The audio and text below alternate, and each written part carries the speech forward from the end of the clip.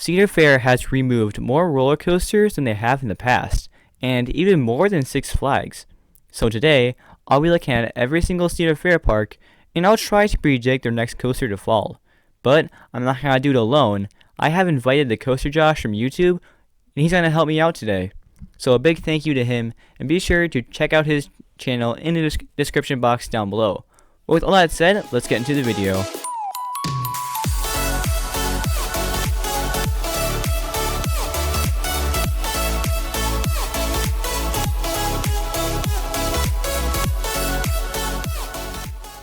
Okay, so how this is going to work is that we're going to go from the biggest Cedar Fair park all the way down to the smallest one.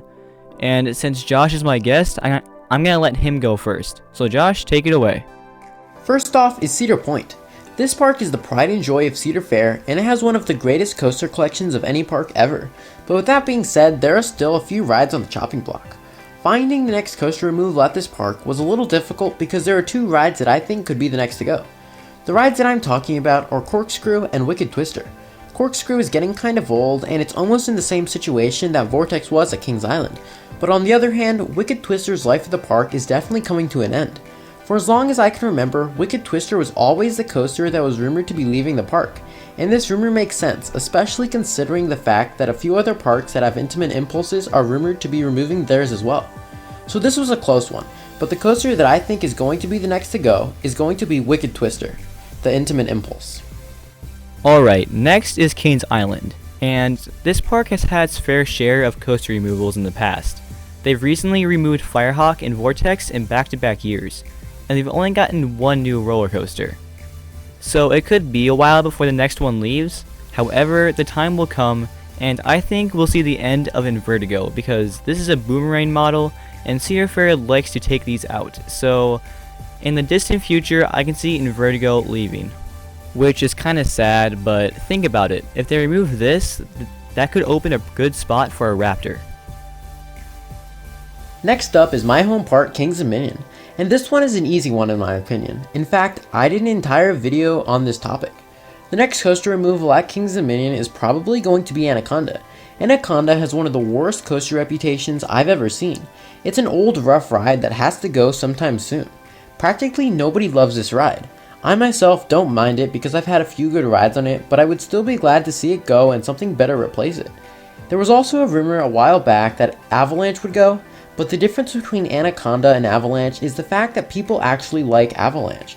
So I would expect to see Anaconda's removal announcement at the end of 2020 or 2021 after they announce the new ride edition for the upcoming season. And next up is Canada's Wonderland. And oh boy, I'm gonna fight the crowds and say that it's not gonna be Flight Deck or Time Warp, but rather it'll probably be Dragonflyer. This is an old aero looper coaster, and it's really rough and jerky, and people kinda hate it. It also has low ridership, and it's kind of a pain for the maintenance team. So if they remove this, that'll be one less roller coaster to worry about in the future. And the land isn't really that valuable because it sits kinda awkwardly under Leviathan. So for the next coaster, it'll probably be Dragonflyer. The next park is Carowinds, and this park has two coasters that I could see getting removed in the future. Those are Vortex and Nighthawk. Vortex and Nighthawk are basically in the same situation as Anaconda is in at Kings Dominion. They are both rough rides that not many people love, and if I had to guess, I would say Nighthawk would probably be the first to leave. It takes up a nice plot of land and it would be a great place to put in a new coaster. This is kind of like the way Kings Island removed Firehawk and put in Orion. So Nighthawk looks like it would be removed before Vortex, but in reality it could go either way. On the west coast we have Knott's Berry Farm, and this is kind of hard because this park has to get extremely clever with their roller coaster lineup, because they have no land to expand. So a lot of their roller coasters are compact family coasters, and the family coasters don't have valuable land, so it's kind of hard, but I might have to say Coast Rider. The only problem with this is that this coaster is fairly new, but once again, the land this coaster sits on is actually to some value because I can easily see a Raptor being squeezed in here. So I think Coast Rider will be relocated to a smaller Cedar Fair park, but don't quote me on that. California's Great America is the next park we're going to talk about. And what makes this interesting is the fact that they don't have as many coasters as some of the other parks in the Cedar Fair chain. Grizzly, in my opinion, will be the next coaster to close, but I'm not sure they're going to fully remove it. It's not too crazy to think that they might want to RMC this thing. The layout looks like it would make a pretty cool RMC, and I know all of us would rather them RMC it than completely remove it. So it's definitely possible that RMC could work their magic and preserve this ride for many years to come. Other than this, the only other coaster that could possibly be removed would be Demon, but this ride is pretty well received and I think Grizzly will close before they remove that. Alright, next is Worlds of Fun, and this one's pretty easy because there is one obvious pick here, and that is Boomerang. This coaster looks pretty subpar, and Cedar Fair has been known to remove boomerangs left and right, so I think this ride will be closed soon because this is a good spot for a Raptor. However, this is a smaller Cedar Fair park, so don't hold your breath. But yeah, I can definitely see Boomerang saying goodbye in like 1 or 2 years from now. Okay, now for my home park, and that's Valley Fair. And okay, there really is one obvious pick here, and that is Excalibur in the back of the park. Excalibur has a low ridership, and it's kind of a maintenance nightmare, but it's still a great ride, and I'll be devastated if it actually left. But the time will eventually come. A couple of years ago, it was in danger of being demolished for a Silk City expansion, but it survived that blow. Nowadays, however, it might get removed for a Silk City parking lot, which would be pretty sad, but once again, this coaster is getting pretty old. It's over 30 years old now, and even though I don't want it to happen, it'll probably happen in like 2 to 3 years from now. The next park is Dorney Park, and this is by far the easiest one. There are already rumors that Possessed is going to be removed after the 2020 season.